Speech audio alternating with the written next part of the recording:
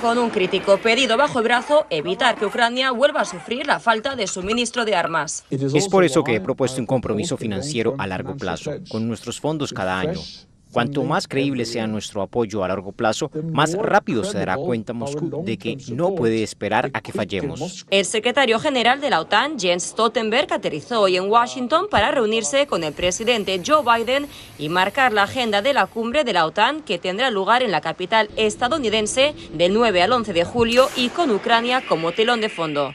Este invierno y primavera vimos una serie de retrasos y lagunas en la prestación de apoyo con consecuencias en el frente. No podemos permitir que esto vuelva a suceder. Por eso espero que en la cumbre nuestros líderes acuerden que la OTAN lidere la coordinación y provisión de asistencia de seguridad y entrenamiento para Ucrania. Por su parte, la Casa Blanca dice tener motivos de celebración previo a la cumbre y asegura que los países de la OTAN han hecho sus deberes incrementando su gasto en defensa, el cual se ha duplicado desde que Biden asumió el cargo. Aunque la demora en la entrega de armas a Ucrania ha permitido el avance de las tropas rusas en la región de Kharkov. Mientras llegan las armas, los países de la OTAN dieron luz verde a los reiterados pedidos del presidente ucraniano de permitir el uso de sus armas para atacar posiciones del Kremlin dentro de Rusia. También los países del G7 acordaron prestar dinero a Ucrania a partir de los intereses generados por los activos congelados del Banco Central de Rusia. Para poner ese dinero a trabajar para Ucrania, otro recordatorio para Putin. No vamos a dar marcha atrás. Mientras tanto, asegura el presidente de Rusia, Vladimir Putin, que el suministro de armas por parte de países de Occidente a Ucrania es muy peligroso. Es este reporte desde Washington, Carolina Valladares, de La Voz de América para Telearuba.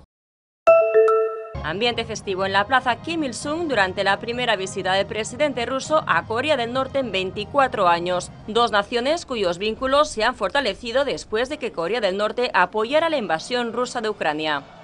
Dos líderes aislados por Occidente en busca de amigos. Tras un encuentro de 2 horas, Putin y Kim Jong-un concluyeron la reunión con la firma de un tratado comprometiéndose a defenderse mutuamente en caso de ser atacados.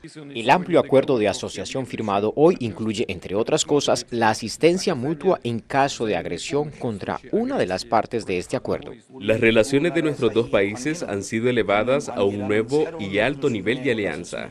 La firma del Tratado de Defensa no sorprendió a Estados Unidos, que ve la relación de Putin con Kim como un acto de desesperación por parte del dirigente ruso. Con respecto al señor Putin y sus viajes a Corea del Norte, hemos visto, como ustedes han visto, que Rusia intenta desesperadamente de desarrollar y fortalecer relaciones con países que le pueden proveer lo que necesita para continuar la guerra de agresión que inició contra Ucrania. Sin embargo, se han encendido las alarmas de la OTAN ante el apoyo que Rusia podría brindar a los programas nucleares de Corea del Norte. También estamos preocupados por el apoyo potencial que Rusia brinda a Corea del Norte en lo que respecta a apoyar sus programas nucleares y de misiles.